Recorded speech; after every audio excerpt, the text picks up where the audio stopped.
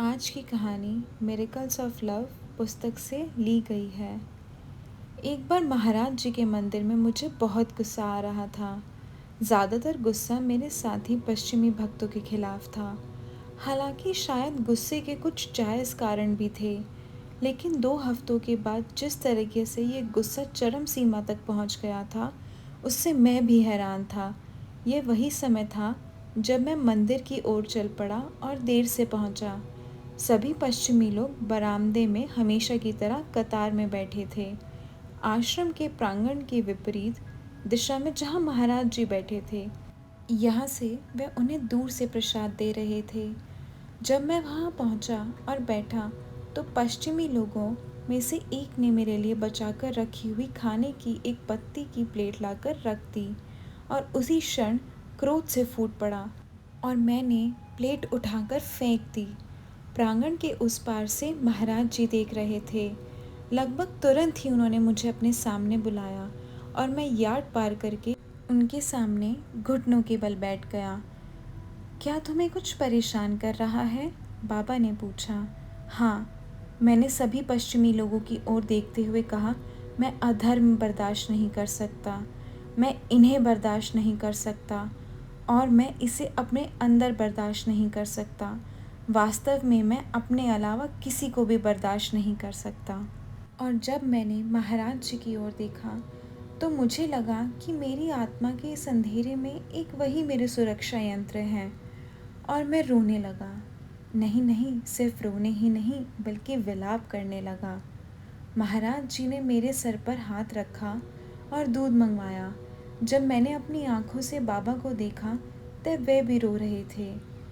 उन्होंने मुझे दूध पिलाया और मुझसे पूछा कि क्या मैं उनसे प्रेम करता हूँ।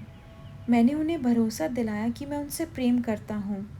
फिर जब मैंने खुद को पर्याप्त रूप से संभाल लिया, तो बाबा मेरे पास झुके और बोले, मैंने तुमसे कहा था ना, सबसे प्रेम करो। हाँ महाराज जी, लेकिन आपने मुझे सच बोलने के लिए भी कहा था, और सच तो यह है कि मैं हर किसी से प्रेम नहीं कर सकता। फिर महाराज जी और भी पास आए और बोले, सबसे प्रेम करो और सत्य बोलो। जिस तरह से बाबा ने ये बोला था, इस बात पर कोई संदेह नहीं रह गया था कि यह किस तरह होना था। एक क्षण के लिए मेरे मन में एक ताबूत की छवि उभरी, जाहिर तौर पर मेरी मृत्यु का प्रतीक, लेकिन इसका आकार इस तरीके से था कि यह मेरे शरीर से अलग था। यह उस बातचीत का प्रतिनिधित्व कर रहा था जिसमें मैं वास्तव में खुद का विरोध कर रहा था। मैं जो सोचता था कि मैं हूँ, वह सभी से प्यार नहीं कर सकता और सत्य नहीं बोल सकता। और महाराज जी कह रहे थे, जब तुम वह बनना समाप्त कर दोगे जो तुम सोचते हो कि तुम हो, तो तुम यही होगे। जब तुम मरोगे तो तुम सभी से प्यार करोगे और सच बोलने के लिए पुनर्जन्म लोगे। महाराज जी ने कहा, कभी कभी सबसे अधिक क्रोध करने वाले सबसे प्रबल प्रेम को प्रतिबिंबित करते हैं। प्रांगण के उस पार उन पश्चिमी लोगों को देखते हुए, जिनके प्रति मैं स्वयं को ही सही मानते हुए क्रोध महसूस करता था, मैंने अचानक देखा कि क्रोध एक स्तर पर था, जबकि उसके ठीक नीचे थोड़े गहरे स्तर पर अविश्वसनीय प्रेम था। संबंधों के 2 स्तर थे, जिसमें से एक व्यक्ति कह सकता है कि मैं तुमसे प्रेम करता हूँ, पर मैं तुम्हें पसंद नहीं करता। और यदि महाराज जी के निर्देशों का पालन करना था, और इसमें कोई संदेह नहीं था कि उनका पालन किया गया, क्योंकि वे अच्छे या बुरे मेरे गुरु थे, तो क्रोध को त्याग कर प्रेम को अपनाना होगा। फिर मुझे महाराज जी ने एक सौदा पेश किया। ईश्वर को देखने के लिए आपको क्रोध से मुक्त दर्पण को चमकाना होगा।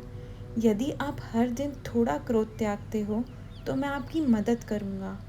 यही एक ऐसा सौदा लगा जो उचित से भी अधिक था, परंतु मैंने तुरंत स्वीकार कर लिया और वह अपने वादे पर खरा उतरा। तो ये थी हमारी आज की एक और चमत्कारी कहानी। अब एक और कहानी के साथ मिलते हैं कल। तब तक के लिए जुड़े रहिए। जय श्री राम, जय नीम करोली महाराज की, जय हनुमान जी।